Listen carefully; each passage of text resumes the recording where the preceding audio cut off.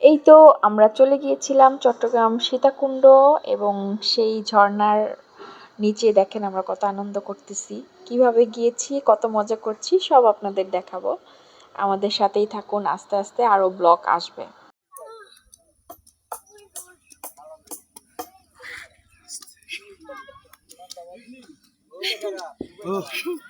এই পাহাড়ে উঠবা কেমনে? সিঁড়ি উঠা তো অস্থির হয়ে গেছো। ওই দেখো পাহাড় কত সুন্দর।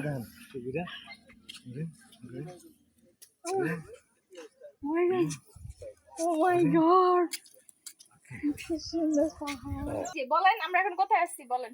আমরা আছি চট্টগ্রাম সীতাকুণ্ডে, চতুর্পাশে পাহাড়, মাঝখানে আছি আমরা একটা ছোট্ট পুরীর ঘরে। আচ্ছা, আর হচ্ছে এখানে যে লেক ভিউটা, আমরা কিছুক্ষণের মধ্যে বোটে চড়বো, বোটে চড়ে আমরা ঝর্ণায় যাব, ওখানে ভিউ আরো সুন্দর।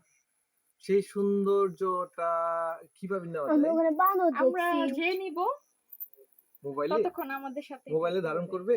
হ্যাঁ, তো আমরা দুইজন তো কাপল জুটি একসাথে থাকতে হবে না। ওয়াও, আমরা কিন্তু চতুর্পাশে পাহাড়ের মাঝখানে কিন্তু ছোট্ট একটি ঘরের মধ্যে এতক্ষণ রোদের যে তাপটা মানে একটু স্বস্তি নিয়েছি, যে যাতে করে আমরা বেশি ক্লান্ত না হই।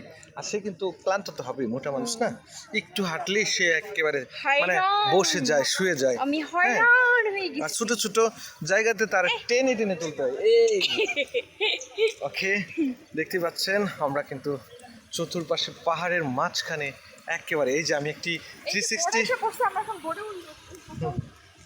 একটু ঘুরিয়ে নিলাম আপনারা দেখার জন্য। এই যে দেখো দেখো, টাটা দাও, বাই। কেমন লাগতেছে এখানে আইসা?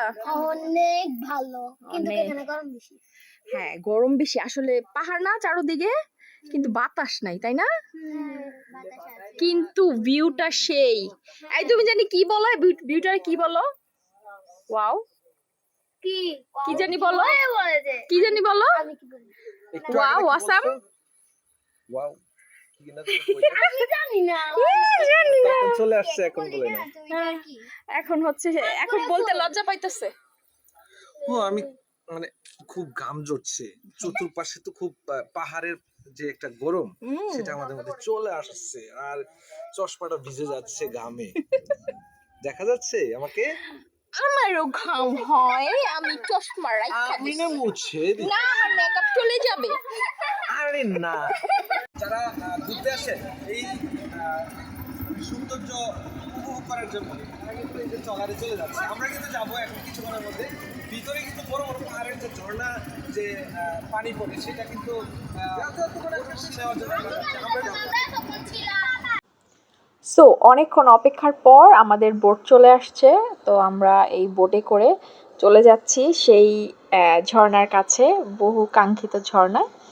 আসলে খুবই সুন্দর ভিউ, মানে যেটা আপনাদের বলে বোঝানো যাবে না, আসলে যদি নিজের চোখে না দেখে তাহলে বোঝানো যাবে না যে আসলে যে এত সুন্দর পরিবেশ, এত সুন্দর আকাশ, পাহাড়, চারদিকে পাহাড়ে ঘেরা একটা লেক, সেই লেকের মধ্যে আমরা বোটে করে যাচ্ছি সেই ঝর্ণার কাছে।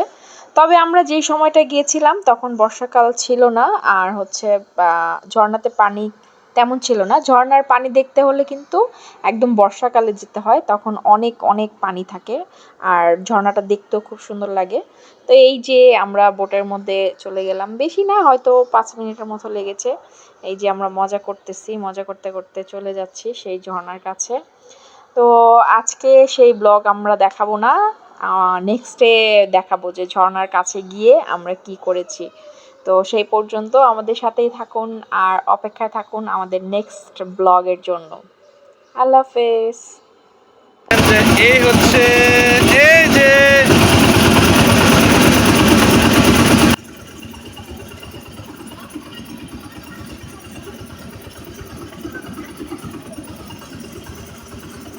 রিদিসা,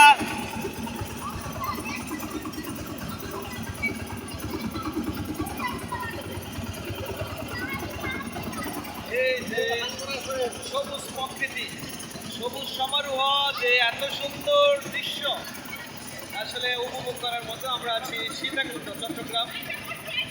এই যে এখানে অনেক পর্যটক আছে যারা ঝর্ণার পানিতে গোসল করার জন্য। আমি কিন্তু এই মাত্র এই যে উপরে কিন্তু ঝর্ণা আছে, সেখানে গিয়ে গোসল করবো।